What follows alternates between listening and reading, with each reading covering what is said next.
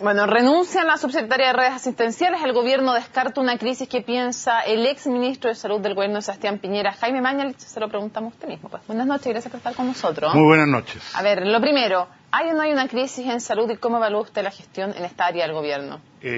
Como he sostenido tantas veces, yo la evalúo muy mal.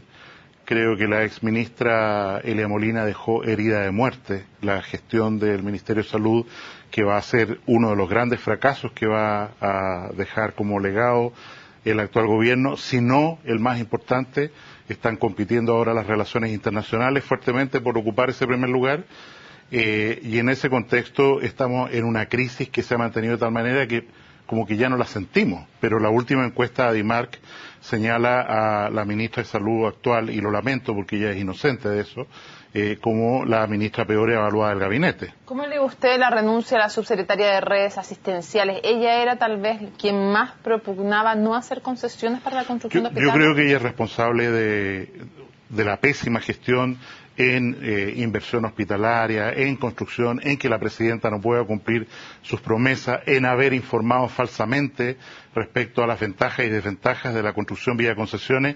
Yo le digo al ministro de Hacienda hoy día, ¿se imagina, ministro de Hacienda Valdés, la situación económica de Chile, que usted le ofrecieran 4.000 millones de dólares de inversión, 20.000 empleos directos y otros 20.000 empleos indirectos para los próximos 5 años, 6 años en Chile por las concesiones de 9 hospitales, y que simplemente por una razón política, por la captura del Partido Comunista de esta área del Ministerio de Salud, no haya posibilidad de generar eso, cuando además se ha demostrado que lo que se había afirmado, que las concesiones eran más demorosas y más onerosa, es completamente falso. ¿No había una crisis en el sistema de concesiones y en los proyectos que estaban avanzados cuando asume el gobierno de la presidenta Bachelet?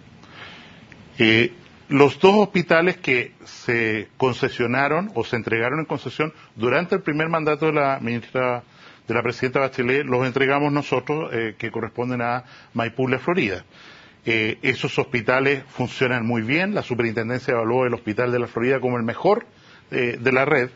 Y en ese contexto, el modelo de concesiones, donde la ingeniería del edificio, la mantención, está a cargo del concesionario, está funcionando muy bien, y de hecho el hospital de Antofagasta, que es otro hospital concesionado, avanza más rápido que el contrato.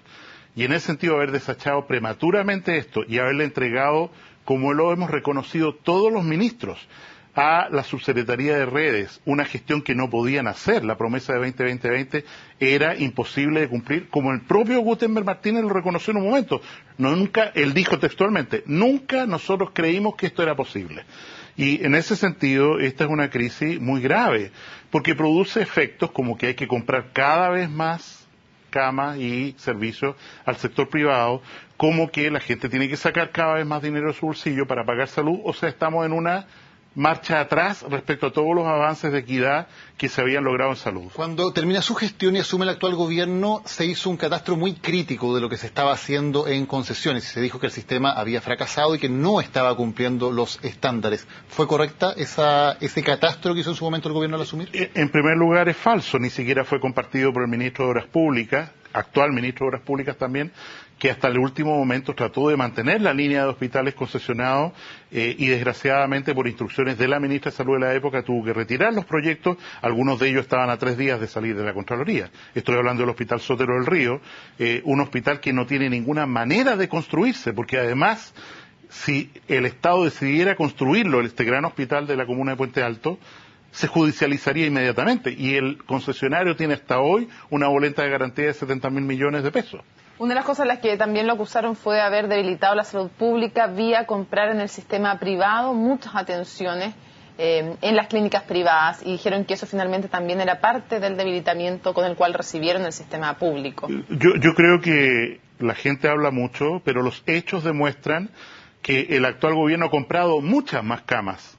De hecho, a mí se me criticó por las transferencias de dinero, compra de pacientes críticos de Clínica Las Condes, y nunca, como este año, se habían comprado tantos recursos, o se habían usado tantos recursos en esa institución por pacientes críticos, pacientes públicos. Si no se construyen los hospitales aceleradamente, quiero recordar que además nosotros tuvimos la destrucción de 1/3 de los hospitales producto del terremoto. Si no se construyen aceleradamente, estamos en un grave problema y cualquiera que sea el gobierno, eso va a aumentar, porque los pacientes no pueden morirse, no pueden esperar y, de hecho, programas como el trasplante de hígado en el Hospital Salvador están terminados, trasplante de tórax, pulmón en el Hospital del Tórax están terminados. Hay un par de temas más que queremos abordar con usted. Lo primero, esta investigación al Colegio Médico, investigación ética en su contra.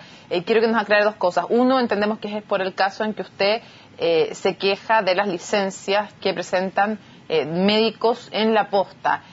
¿Usted renunció? ¿En qué momento renuncia? ¿En qué momento se inicia esta investigación? ¿Y qué responde usted frente a eso? Que podría tal vez terminar con usted sancionado, aunque sea posteriori por el Colegio Médico.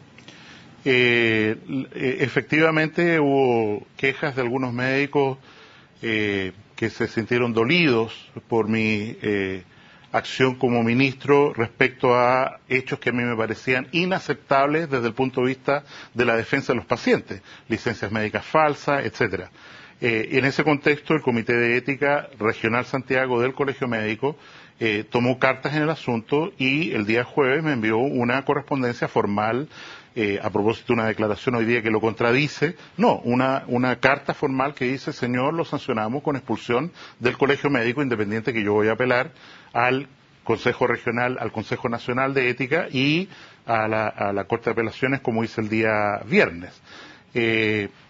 Creo que es una pasada de cuenta y son efectos colaterales de haber sido un ministro muy duro, incluso con los pares. Pero creo que, por otra parte, sentar el precedente de que un ministro está coartado en su acción por el colegio profesional al que pertenece, o sea, piensen ustedes, el ministro de Justicia pertenece al colegio de abogados, creo que es un precedente inaceptable y por eso yo me voy a jugar hasta las últimas consecuencias, incluso yendo al Tribunal Constitucional, para aclarar esta situación. ¿Usted hay motivación política en la denuncia? Es una pasada de cuenta política. Del Tribunal de Ética, no estamos hablando de la mesa Tribunal directiva, de es un Tribunal de Ética que opera de manera independiente. Del Tribunal de Ética del Consejo Regional Santiago, la motivación es política. ¿No cree en la independencia de ese tribunal? No creo. Y yo creo, de hecho, y no me atrevo a sostenerlo en público porque me podrían incluso llevar a la justicia, que hay personas terceras ahí involucradas que han participado influyendo en el Comité de Ética. ¿De la directiva del Colegio Médico? De la directiva regional. ¿Regional del Colegio Médico? Respecto al tema nacional, Enrique París y su consejo, no tengo nada que decir porque ellos no han tomado conocimiento de este tema. ¿Se refiere a la presidenta del Colegio Regional? No quiero dar nombre. Jaime Mañalich, muchas gracias por habernos acompañado hoy día en CNN Prime. Buenas noches.